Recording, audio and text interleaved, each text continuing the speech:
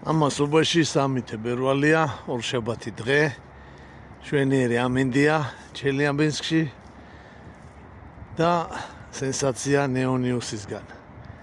მზია ყოფილა არაბი. ჩვენი მზია ამაღლობელი. და ამას სამწუთში დაგიმტკიცებთ.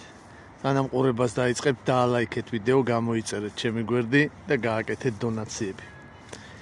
ესე იგი, ერთი მხრივ ყავს მზია ამაღლობელი, მეორე მხრივ ყავს არაბი ინვესტორები. და რა საერთოა მათ შორის და რატოა ეს ერთი და იგივე. ნახოთ, აბა რა მესიჯი გვაქვს მზიას შემთხვევაში. სინდისის პატიმარი, ხო? რა მესიჯი გვაქვს არაბი ინვესტორების შემთხვევაში? არაბებს მიყიდეს საქართველო. ხა რა არის ამ მესიჯებს შორის საერთო და ამ ორ кейს შორის? პირველი, კოცები. ორივე ჩაიდინეს კოცებმა. ანუ ერთ შემთხვევაში პოლიციელისთვის ხელის დარტყმის ბრალდებით დააპატიმრეს მზია ამაღლობელი და რა თქმა უნდა ამის გამო მზია არის სინდისის პატიმარი.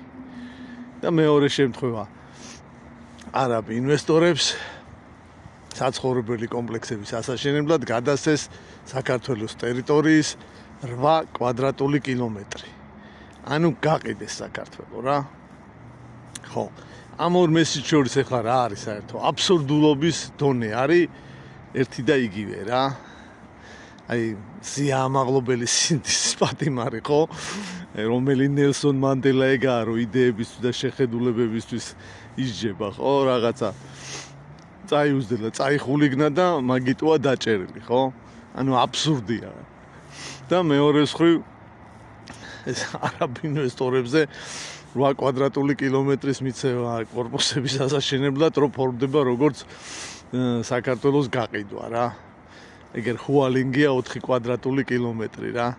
ჰუალინგზეც ეგეთი ამბავი იყო. ჩინელებს მიყიდეს, ჩინელები შემოგვისახდებიან, ჭაჭანება არ არის ჩინელების. ანუ მეორე ფაქტორი. კოცები და აბსურდი და მესამე. იმ პოლიტიკოსების გონებრივი განვითარების დონე, რომლებიც მოძრაობენ მესიჯით მზია სინდისის პატიმარია და იმ პოლიტიკოსების, რომლებიც მოძრაობენ მესიჯ ბოქსით, რომ არაბებს მიყიდეს საქართველო, არის ერთი და იგივე. ანუ IQ. ანუ კოცები, აბსურდი, IQ.